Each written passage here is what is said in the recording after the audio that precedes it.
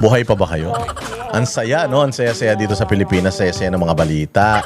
Kanya-kanya talaga kanya-kanya talaga ng iwas, kanya-kanya talaga ng propaganda. Habang naghihirap ang bayang Pilipinas, habang nagugutom tayo, habang ang mahal-mahal ng mga presyo ng bilihin, habang nagkakandaleche-leche ang mga kabataan natin dahil sa masasamang impluwensya ng bisyo at droga, ang inaatupag ng mga nasa gobyerno natin puro politika. Nakafocus na sila sa 2028. Puros kabulastugan. Puros paninira sa bawat isa. Impeachment, agawan ng kapangyarihan sa Senado, at kung ano-ano pang mga pinaggagawa. Kita ninyo na nagsisimula na yung tag-ulan. Syempre Super El Nino daw, nasisira na yung mga pananim. Nasisira na yung mga natin, yung mga kabuhayan ng ating mga magsasaka dito sa Pilipinas. Ayan na, tapos ngayon papunta na sa tag-ulan. Sa mga ilang parte ng Pilipinas ay talaga namang matindi na naman ang ulan. At alam naman natin, di ba, sinabi ko naman sa inyo, itong 2026, itinigil nila yung mga flood control budgets. Kung walang flood control budget, anong ibig sabihin? Di walang mga proyektong flood control. Anong ine-expect natin kapag umulan? Pag umulan, si-expect nyo na magbabaha. Yung mga bahay ninyo, i-secure nyo na ng maaga pa lang yung mga gamit na hindi pwede mabasa. Kasi kung nung may budget para sa flood control, walang nagawang flood control. Sigurado ngayon na walang budget sa flood control, meron na silang reason. Kaya nagbaha kasi, di ba, pinigilan natin yung flood control. Walang budget ngayon dahil kinukurakot lang. Kaya ayan, ano i-expect nyo? Babaha talaga. So babaha niyan kasi nga hindi nga sila gumawa ng mga proyekto para sa flood control. Parang ang pinapatapos lang nila is yung mga nakaraang mga proyekto na mga ghost project na mga naapondohan na. Yan yung pinapagawa nila pero hindi natin alam kung nagagawa ba nila. Katulad yan sa may bandang Ilocos, hindi ba? Mag-ingat kayo dyan. Sa may bandang Ilocos, ang dami yung mga pananim. Pananim na mga bakal. Mga bakal yung itinanim dyan, wala naman tulay. Mga flood control dyan, warak-warak. Hindi pa man umuulan, warak na. Kaya mag-ingat ha, lahat ng mga probinsya dito, lalong-lalo yung mga binabaha, yung mga Laguna, Bulacan, Pampanga. Ingat na ingat kayo ha, kasi mga kawatan yung mga congressman nyo, yung mga dapat pinagawa ng mga ang tawag diyan, mga river wall. Yung mga flood control projects yan, ninakaw ng mga congressman ninyo ha. Kaya mag-ingat kayo. Sabi ko sa inyo, yung mga congressman yung mga magnanakaw, hindi naapektuhan ng bahayan. Gaganda ng mga bahay niyan, tsaka located yung mga bahay nila doon sa mga hindi binabaha. Kayo mga constituents sa mga congressman na yan, na malulunod kayo sa baha, ingat kayo ha. Yung Cebu ha, yung Cebu nung nakaraan, ang lakas-lakas nung ragasan ng baha dyan, may mga namatay pa ha. Ingat kayo dyan. Malapit na ang tag-ulan. Ano na ngayon? Mayo na. Hunyo, Hulyo. Magpapasokan na. Ayan na. Problema nyo na naman kung paano saan nyo kukunin yung mga pantuition ng mga anak ninyo. Ayaw nyo naman pag-aralin sa public yung mga bata dahil wala na. Mababa rin ang kalidad ng edukasyon sa mga public schools ngayon. Kaya ngayon pinapaaral nyo sa private school. Ang problema, saan nyo kukunin na naman yung mga pampaaral nyo sa private school? Problema yan. Papasok na naman kayo bukas. Sa trabaho. Makikipagbakbakan na naman kayo dyan sa MRT. May pagsiksikan na naman kayo sa bus. Hindi natin walang budget para sa improvement ng mass transport sa Pilipinas ha. Pero sa impeachment planado. Yung impeachment planado ha, kasi nga politika. Gusto nila matanggal si Inday Sara para yung kandidato nila lumakas. Hindi natin alam kung lalakas nga. Baka lumakas ang tama. Papasok ka na naman bukas, makikipagsiksikan ka na naman, marirealize mo na naman, magagalit ka na naman. Sasabihin mo na naman, ano naman itong klaseng na to, MRT na to, ilan lang yung tren. Siksikan na, yung mga putok ng mga kapitbahay nyo, mga putok ng mga katabi nyo, nagsilipatan na sa inyo kahit panay ang pabango nyo. Yung putok nila lumipat sa inyo, yung pabango nyo lumipat sa kanila. Ano pa mga kinakaharap natin? Ako po, wala na. Ubos na yung laman ng bigas natin. Paano yan? Pupunta ka na naman sa palengke, mamimili ka na naman ng tingi-tingi na bigas. Wala na namang ulam, pupunta ka na naman sa palengke, maghahanap ka na naman ng mga double dead na baboy para mas mura. Hindi ka. Malayo-layo yung palengke, maglalakad ka na lang papunta kasi wala ka pa naman bitbit. Pauwi ka na lang sasakay kasi nga medyo mabigat na yung bitbit dahil nakapamalengke ka ng halagang 500 na halos wala naman nabili. 'Di ba? Oh, hindi ba 'yan yung mga araw-araw na kinakaharap natin? O may nakikita ba kayo na ginagawa ang gobyerno para tugunan 'yan? O ano makikita ninyo sa balita? Ano makikita niyo sa balita? Puro Senado, barilan sa Senado, si Senator Bato, ICC, impeachment, pukin ang ina ninyo. Mga hayop kayo. 'Di ba? Tingnan mo yung araw-araw na hirap ng mga mamamayan ninyo. Bakit hindi yan ang una nyong tugunan? Bakit hindi yan yung una nyong asikasuhin? O ang taas-taas na ng presyo ng mga bilihin, taas na ng inflation, pinakamataas sa history ng Pilipinas, pati yung dolyar. Magsi 62 pesos na. O alam nyo ba indikasyon yan, implikasyon yan kapag tumaas ang presyo ng bumaba ang piso at tumaas ang dolyar. Dolyar ang utang natin. Dolyar ang utang natin mga bossing. Kung nangutang ka ng nung nangutang ka 50 lang ang utang mo sa isang dolyar, ngayon 61 magsi-62 na. O mantakin mo ilang porsyento yung itinaas, di yung utang natin na ilang trilyon o di tataas din yan dahil nga tumaas na naman ang presyo ang dolyar kontra sa Pilipino, sa peso. Oh, ano bang ginagawa? Paano mangyayari niyan? Tataas na naman yung mga bilihin lalo, mataas na nga yung bilihin, tataas pa lalo. Tataas na naman yung gasolina. Bakit? Ang pinambibili natin ng mga ini-export natin, ini-import pala.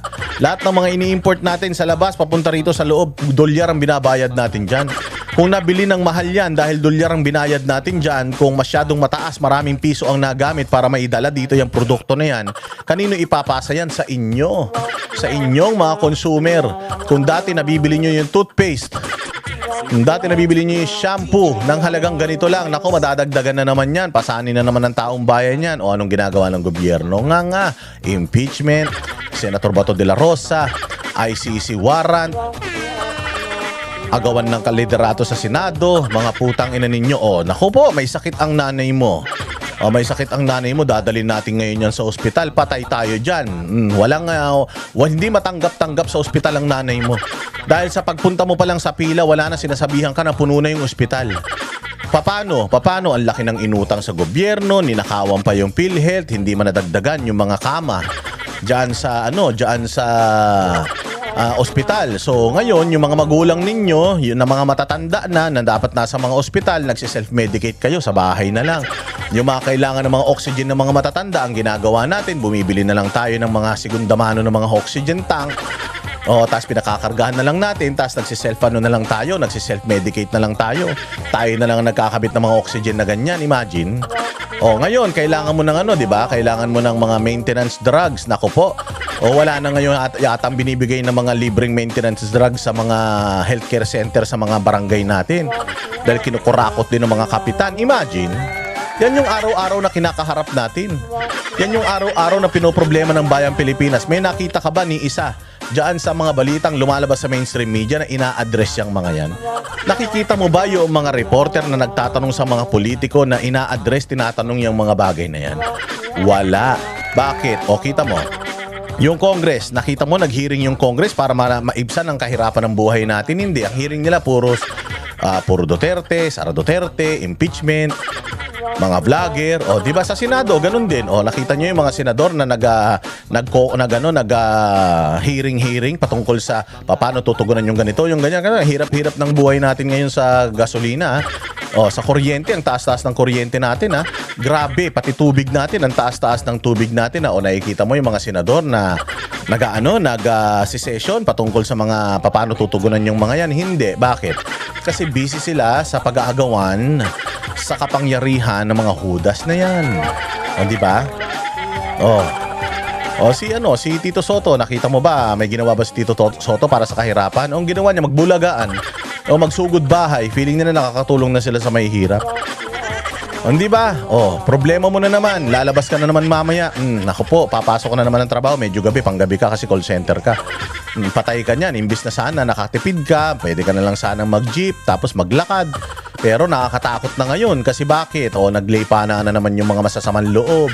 Hold-upper, snatcher, mandurukot, putang ina niyan. O hindi ba? So ngayon yung mga anak mo dati gabi-gabi pag natulog ka ay papasok yung anak ko mamaya. Hintayin ko na lang mamayang umaga. Ngayon hindi ka makatulog magdamag. Bakit? Kasi iniisip mo na kung baka may masamang mangyari sa anak ko. Naglipanan na naman ng mga droga, naglipanan na naman ng mga batang hamog, naglipanan na naman ng mga gangsta-gangsta. Baka madamay pa yung anak ko. Baka ma-rape pa, hindi ba? O kayong mga nasa abroad, ganun din. Kayong mga nasa abroad, o magkano pa ang sweldo nyo? Ganun naman, hindi naman tumataas. Kung magkano yung sweldo ng kontrata nyo, ganun pa rin naman. Pero yung mga presyo ng mga bilihin dito sa Pilipinas, tumataas. O ang problema niyan, nagkanta kuba ka na dyan, nalaglag ka pa sa hagdan, kakalinis mo dun sa may dun sa may bintana, nalaglag ka pa, napilayang ka pa, putragis yan, umuwi ka dito, baldado ka pa, tapos wala ka pa naipundar. Kasi ang liit-liit lang din naman ng sweldo mo ron, kinakagat mo na lang yung sweldo mo dyan sa ibang bansa dahil dito nga sa Pilipinas, wala ka rin naman makuha ang trabaho dahil hindi naman tinutugunan ng gobyerno, yung kakulangan ng trabaho, mga hayop na yan. Di ba? Utos pa ng utos yung amo mo, natutulog ka. Kahit wala namang iuutos, utos ng utos ang mga visit na yan, tapos ang sweldo mo hindi naman tinataasan, tapos pag nagpadala ka sa Pilipinas, hindi na sapat. Ito pa, masaklap, nag-aalaga ka ng ibang anak, tapos yung anak mo hindi mo maalagaan. Para lang kumita ka ng pera, o tapos yung anak mo araw-araw nagdadasal ka na sana hindi mapariwara, sana hindi mabarkada, sana hindi madroga, sana hindi sana hindi ma-rape, hindi ba? Yan yung mga kinakaharap natin sa araw-araw. Natugunan yan nung panahon ni Pangulong Duterte Nung panahon ni Pangulong Duterte, lahat yan na-address niya. Lahat yan nagawa niyang safe. O ngayon, safe ba tayo? Paano magiging safe? Tatanga-tanga yung presidente natin. Wala kang alam na problema sa Pilipinas. Sinasabi niya, maayos daw Pilipinas. Buiset. Lahat ng yan mga boss. May kopyahan ako ng mga problema ng mga Pilipino. Hindi, alam ko lahat yan dahil nakakasalamuha natin. Yung mga kababayan natin, babiyahin na naman ng tricycle, tapos ang mahal-mahal ng gasolina, hindi naman nagtaas ang pamasahe, yung mga nagba-drive ng Grab. Oo, naguhulog pa ng mga sasakyan para lang kahit na papaano may kabuhayan sila by the end ng kanilang paghuhulog sa sasakyan, magkaroon sila ng sariling sasakyan para lahat ng kita sa kanila na wala. Ganyan ang hirap ng buhay natin mga kababayan ko. Ito ang kinakaharap natin. Maraming mga lugar sa buong Pilipinas na hindi pa nararating ng teknolohiya, na hindi pa nararating ng ginhawa ng buhay. Pero ganito ang ginagawa ng mga politiko natin. Ginagawa ng mga politiko natin puros kahudasan, katarantaduhan sa bayang Pilipinas, puro propaganda. Itong mainstream media na dapat nakakatulong natin para may hatid sa kinauukulan yung ating mga nararamdaman, yung ating mga suliranin, putang ina, puro politika. Hayop yan. Diba? Mga visit kayo. Kami ang boses ng masa, hindi natatakot. Katotohanan lang, di kami nalulunod. Walang bahid ng sismis, lahat ay totoo. Kahit sino ka pa, pag mali ka babanatan ka. Walang pinipiling kulay, wala kaming kinikilingan. Basta para sa bayan, kami lalaban. Pagtama palakpakan, pag mali banatan, di matitinag, di matatakot. Para sa bayan, tuloy ang sigaw. Sa harap ng kamera, walang halong takot. Mga baluktot, lahat kayo'y tutumba. Ang hustisya at totoo, yun lang ang mahalaga. Kahit sinong harang, di kami matitinag. Walang pinipiling kulay, wala kaming kinikilingan. Basta para sa bayan, kami lalaban. Pagtama palakpakan, pag mali banatan, di matitinag, di matatakot. Para sa bayan, tuloy ang sigaw. Kung nasa tama ka, ikaw ay